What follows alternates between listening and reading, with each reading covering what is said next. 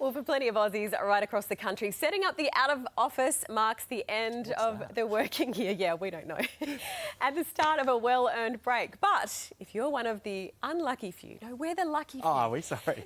Tasked with holding down the professional fort, you can still tap into those holiday vibes. CEO of Ignite Global and future work expert Kim Seeling Smith joins us from God's country, as they say, North Queensland, to tell us more. Good morning to you, Kim. Some Good employees, they may feel a bit resentful working over the holiday period. Not us. But, no, not us. But you say there are some advantages.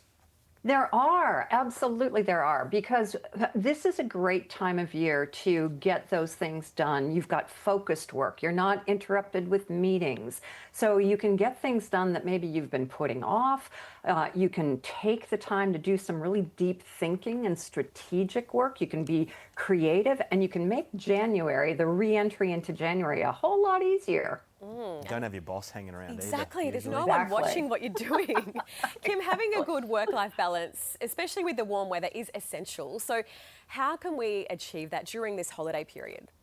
Yeah, especially if you're not working shift work where you have to rock up between this time and that time. If you've got a little bit of flexibility, use it. So rock up a little bit later, change the hours that you work in, even more casual clothes. Take some time for relaxation. If you're near a beach, go to the beach. If you, are into bushwalking, go bushwalking.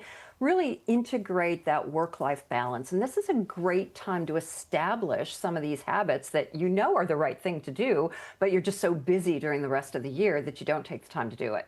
Kim, while the office is a little bit quieter, as it is this time of year, is this a good time to maybe get a head start on new projects or even finish off some that you told people were already done, but now you're scrambling to get them done? Exactly. Yeah, this is a time to finish off projects that have been kind of hanging out. You wouldn't want to start any new projects that require any approvals or other people to weigh in, but it's a good time to start thinking about those new projects and get all those ducks in a row before everybody comes back to the office. So you can do a little bit of both, complete the old and start the new. Now, Kim, let's talk about brain science. Yeah. I don't know too much about brain science. What does it tell us about working differently during this time when everyone else is off having fun? Yeah, see, this is one of the most interesting things that I find about working at this time, because they do say that if you do things a little bit differently, if you make some micro changes, your brain lights up in a different way, and it actually builds the muscle of resilience.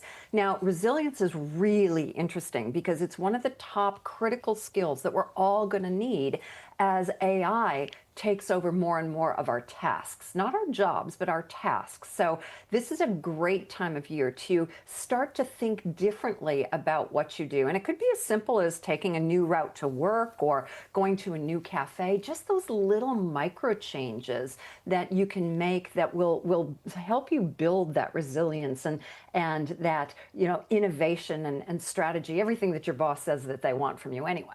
I said my New Year's resolution for 2026 was to take up smoking, so I'm going to just start taking smoko breaks during this period as well. Great idea. Great idea, Michael. Is the added benefit to working during this period is then when everyone comes back to work, you might get the chance to take a holiday and maybe you avoid your boss for a few extra weeks. Yeah, and this is one of the things. If you're really not so happy about working, just focus on the fact that you're investing in a holiday later on in the year. So you might make that holiday a little bit better by going someplace that is on your bucket list, or you might take a little bit of a longer holiday if you're banking some holiday. So there are definitely some advantages. And if you are feeling, a little bit resentful, focus on the future, focus on what putting in this time will bring to you, and use all of these tips because you'll start January a lot stronger and even a little bit refreshed, even though you've had to work through it. Yeah, Kim, you've made me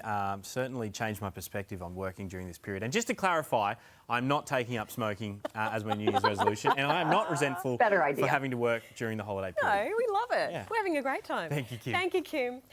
Well, we've made it through